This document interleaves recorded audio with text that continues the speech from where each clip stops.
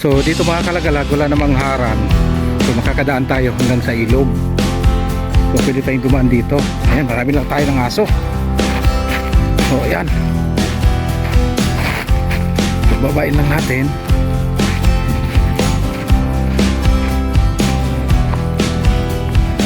Ayan. Oh, marami isda doon mga kalagalag, ah. Maraming tumatalon-talon. So ito yung Tarlac River mga kalagalag. Ayan naman yung Balanti. Yan, ito yung Balanti dito. Pwedeng gumaan kasi may patawid dito eh. Ito pwedeng patawid dyan. May ginawa silang daan dito oh.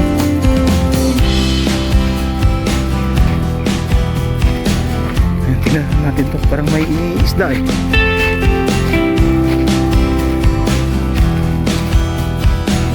Ayan, parang may mga maliliit na isda.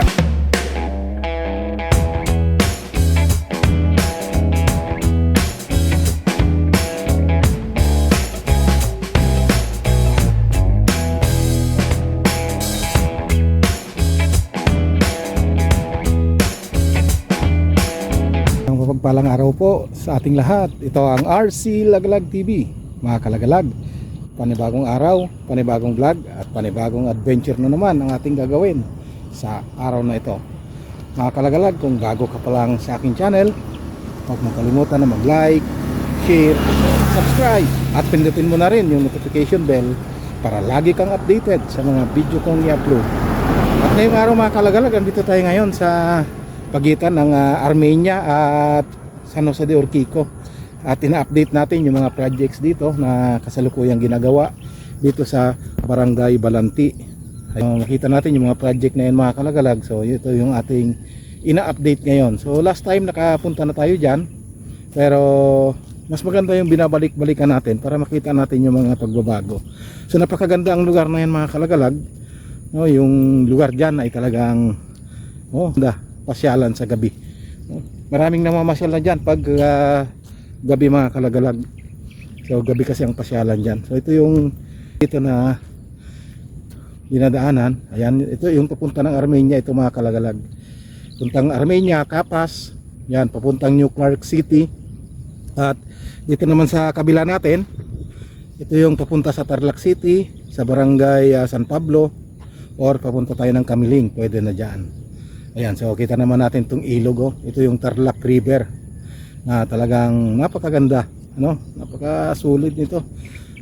Yan, so pwede nyong pasyalan ito. At sa gawin dyan mga kalagalag, yung lugar na ito yung mga solar panel, napakarami dyan. At kunan natin mamaya yan yung solar panel na talagang napakalawak, siguro may 100 hectares mahigit yan na solar panel o solar power na dyan na ginagawa nila.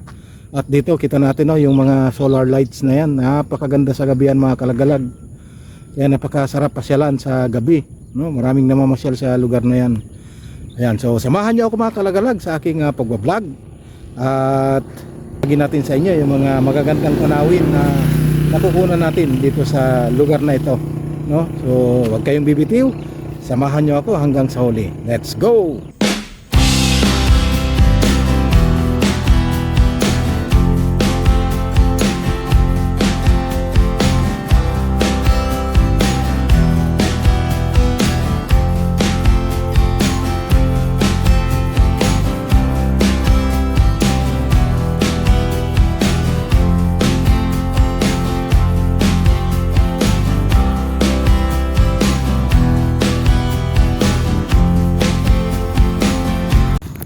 Ayan, sandito tayo ngayon mga kalagalag sa Tarlac River pa rin, sa kung saan ay maraming nagkakuwari kasi dito mga kalagalag. So maraming nangunguhang buhangin. Ayan pa lang, nakatumpok-tumpok pa yung mga buhangin nila na dapat pipick upin na yan. Ayan, marami pang nakatumpok na dapat pipick upin na yung mga buhangin na yan, pero nagkaroon yata ng warning sa kanila o order sa kanila na itigil yung pagkukuha ng buhangin o pagkakwari. At yung itong daanan na ito pababa, kita natin yung daanan na yan, so hinarangan. Ayan, may harang na dito na malaking malaking bloke ng semento. Ayan oh. Ito yung hinarang nila mga kalagalag oh. Ang laki. So napakabigat nito. Ito yung harang na ito oh. Bigat. So hindi kayang, kahit na alugin ko hindi maalog, sobrang bigat. Ayan. At bukod pa dyan, binutasan pa yung kanilang daan. So daan kasi pababa ito, kaya lang may butas na. Ayan oh. So hindi na makalusot yung mga truck, maliban lang kung tatambakan muli yan. So makakadaan ulit. Ayan, so hanggang dun mga kalagalag. Ayan oh. So sirado na yung mga papasok. May mga papasok kasi doon, natitignan din natin mamaya. Ayan oh. So binawalan, so hindi natin alam kung ano yung reason bakit sinira. Siguro yung baka masira yung ilog natin. Tingnan natin yung iba pa. At baka may mga sign dito na kung bakit sila pinagbawalan. Umaring DNR siguro, or hindi natin alam. Kasi sa gawing dulo mga kalagalag, doon sa gawing Armenia, tuloy-tuloy pa rin naman yung pagkukuha ng buhangin doon. Pero dito hindi ko alam bakit pinatigil. So marami pa namang buhangin. Ayan oh. Napakarami pang buhangin dyan na pwedeng kunin, pero pinahinto yung lugar dito, pinasira yung pababa. So wala na silang madaanan. Tignan din natin doon sa kabila. So yan pa mga kalagalag. Ito pa yung dalawang harang na naman dito sa pababa din dito sa kung saan pwedeng kukuha ng buhangin. Ayun. May dalawang sementong malaki na nakablock sa daan. At ganun din mga kalagalag, binutas din itong kalsada. Ayan, pero hindi gaano kalalim, hindi kagaya doon sa kabila na mas malalim. Dito hindi masyado.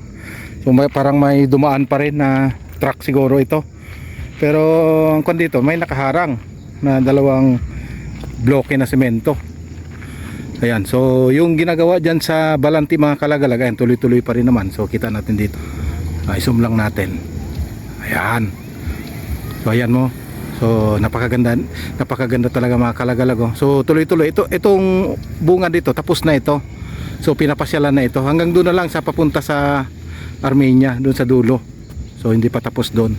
Pero dito sa bungad tapos na ito sa Barangay Balanti. So ayan no. So sobrang ganda nito. Yan, puntahan lang natin doon sa hanggang kabila para talagang makita natin yung ganda ng ginagawang Riverside Park dito sa Balanti. So ayan. So dito mga kalagalag, wala namang harang. So makakadaan tayo hanggang sa ilog. So pwede tayong dumaan dito. Ayan, marami lang tayo ng aso. So ayan. So babain lang natin.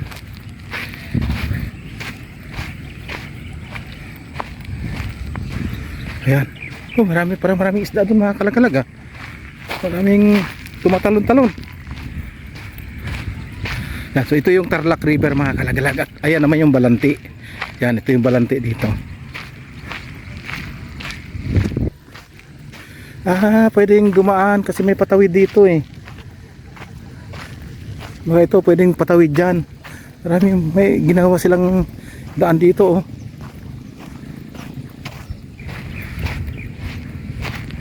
Ayan, tingnan natin to. Parang may isda eh.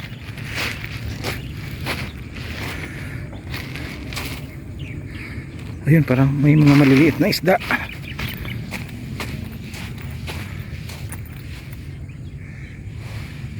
Mayroon nga. Ayun oh. So may mga isda siyang maliliit. Hindi ko alam kung makikita ito sa zoom. Hindi masyadong matatanaw. Masyadong maliliit yung isda. May maraming isda kaya lang maliliit.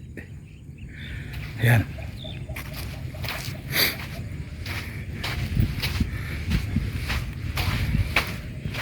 Ayan, so tuyo yung ilog ngayon mga kalagalag, walang tubig. Pero dito sa kabila mayroon. Yan, pagka may bagyo na naman to, punong-puno na naman to ng tubig. Yan, so San Pablo na po yan dyan mga kalagalag. Barangay San Pablo, sa gabi dito, San Pablo. Ito yung barangay Balanti, barangay Tibagan, at Tibag sa kabila. Ayan. So ito yung mga barangay dito. Kita natin napakalinaw ng ilog. Yung tubig. Malinaw yung tubig, kaya lang may mga buha-buhangin na sumasama. So ayan. So ito yung update dito ngayon. Ay, may nangingisda ng mga kalagalag oh. Oh, may nangunguryente. Tingnan natin kung pwede ipa-zoom. Zoom natin. Tingnan natin yung nangingisda. Ano yun? Ayun. Ayun, ayun. Ayan, mga nangingisda. Nangunguryente. Medyo malayo na. Kaya i-zoom. Ayan.